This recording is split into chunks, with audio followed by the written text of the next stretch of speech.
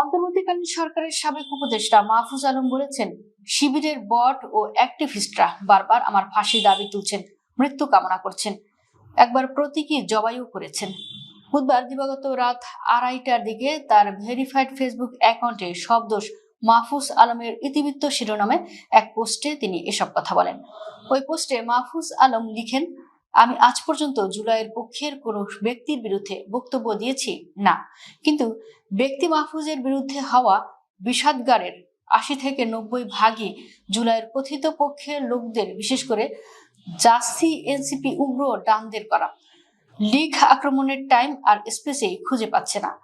আর তথ্য মন্ত্রণালয় 9 মাসের জন্য আমি দোষী হলে আগে পরের 9 মাসের উপদেষ্টারা কেন দায়মুক্ত? তারা যদি সদিচ্ছাবান হন, তাইলে মাহফুজ আলম গাদ্দার কেন? আদর্শিক জায়গা থেকে জাসি উগ্রডানের রাজনৈতিক আদর্শের বিরুদ্ধে বক্তব্য দিয়েছি, হ্যাঁ, কিন্তু জুলাইয়ের পক্ষের শক্তি কি শুধুই জামাত? 71কে অস্বীকারের, অবনমনের জাসি রাজনীতি নিয়ে যদি জামাতকে প্রশ্ন করা অপরাধ হয়, সে অপরাধে জুলাইয়ের কথিত পক্ষের লিবারেল বাম সেকুলারদের বিরুদ্ধে প্রশ্ন তোলা ব্যক্তি ও প্রতিষ্ঠানও দায়ী হতে বাধ্য।